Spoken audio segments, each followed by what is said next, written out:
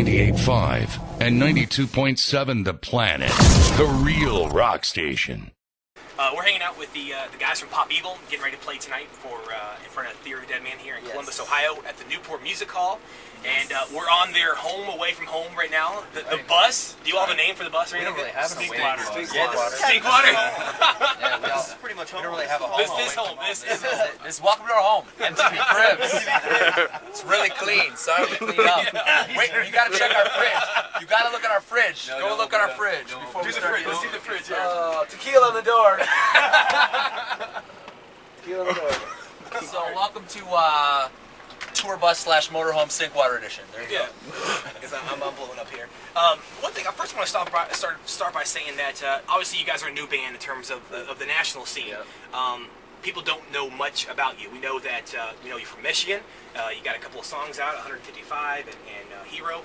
Who is Pop Evil? What are they all about? Anyone want to jump at it? Or? I guess I got volunteer. No, Pop Evil is kind of like we started in 01, and it was obviously, as you can see, through just that we're all come from different backgrounds, different cultures, and different musical lifestyles, and kind of Pop Evil, when we originated it, we wanted it to be a place where we could go heavy guitars if we wanted, and still do acoustic guitar ballads if we wanted, and to try to set it up with the name instead of being pigeonholed, that you guys are alternative, or you guys are active rock, or you guys are country, like we wanted to kind of set it up with our name from the beginning, that whatever that normal thing is, whatever that musical normalcy is, we're above and below that. We've never really been norm, or we've never been that mainstream, whatever, mediocrity, whatever that is, So we're like a rock and roll, like mutt. We're the bad news. We're like the mutts of rock and roll. Like a lot of us are mixed culturally.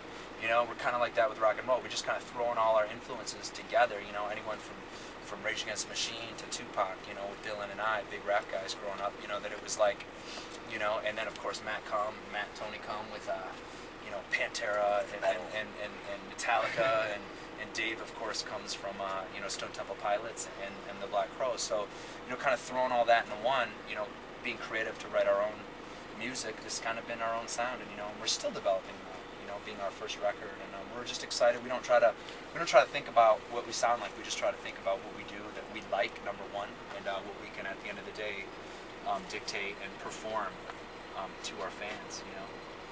You mentioned the debut album. I guess came out in August. Or June? Yes, August 12th. Lipstick on the Mirror. Tell us about the album. You mentioned some things that we were talking about a little bit ago. That to me, when I listened to it last night, not one song sounds the same on it. I really like that. So it's not like I'm going to hear the same thing.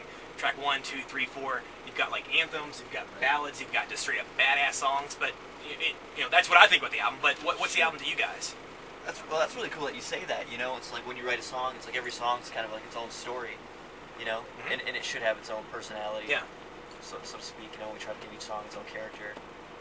It was cool that none didn't write. It was cool with the record though, because we started off not making a record. We started off with 3 songs. Okay. And in that process of 3 years, we added Tony, we added Matt, and it kind of developed. So there was never a game plan to write like this is an album. So it's kind of been a collection of our growth over the years. So that's what the album means to me. I don't know if anyone wants to add to that.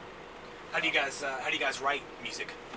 How did the song Hero come about? I mean, how did that start from beginning to end? It's one of Dave's riffs. Yeah, you came with that riff. Sitting on the couch, just tooling around. Usually, what happens, I'll come up with like an idea, or Tony will come up with an idea, just bring it to Lee, and if he likes it, put some words to it, or we'll come up with like part of a chorus or part of a verse or something, and then we just put all of our heads together. We all sit down and say, hey, it might sound cool here. What's a word that rhymes with what? Yeah. That's pretty much how This lineup too, that was actually our first song we did together. Yeah, it was actually the first one, wasn't it? It's kind of ironic that that's kind of like our claim to fame with Hero. That's one of those songs that sometimes when I listen to music, you hear the opening riff, and you're like, that's a badass song. And it is from that riff that you go, That's okay. that guy right there. Yeah, it shows the growth of the 2 guitar players, and totally true. Dave had the riff, and then Tony put the sauce that he does on it, and it just And the two just kind of work transformed it. together, And that's the cool thing with these two. They come from such different backgrounds that they don't ever step toes of, man, my riffs are so similar. I mean, they're totally on 2 different ends that, he'll take a Dave idea and just totally turn it into a Tony idea, and Tony will take Dave will take a Tony idea and turn it into a Dave idea. And even Matt comes in, and he's like a third guitar player. You know, I mean, it's cool, man. But there really is no set way to write a song. It's just we really try to be open-minded, and Dylan's got great ideas too. He'll come in, even being the drummer. You know, whoever's got the best idea for that song, we just try to drop egos. It's funny how things will change when you get into a studio too. Sure. You know, you can have like something you've been working on for a while, you know, been writing, and you get into a studio, you start recording it. Right. New ideas start flying out, you know, and it can turn into something completely different than what you had in mind. It seems like it's pretty rare where you got like a whole song beginning to end. It's Right. Like all put together, like how it happens. When you listen to it with that. Yeah, I don't think we've ever done that. Maybe 155. 155 was Probably the closest. closest one. It wasn't. I mean, I write a lot on my own, and sometimes I don't think it's fair to just push a whole song on a band, you know. And Right. that song kind of transformed, and the band liked it. And this was again before Matt and Tony were in the band when we wrote the song, and you know, I was like, "Do you think it would be a Pop Evil song? You guys cool with it?" And they're like, "Yeah, let's try it." And we just kind of moved You all. played in Arkansas.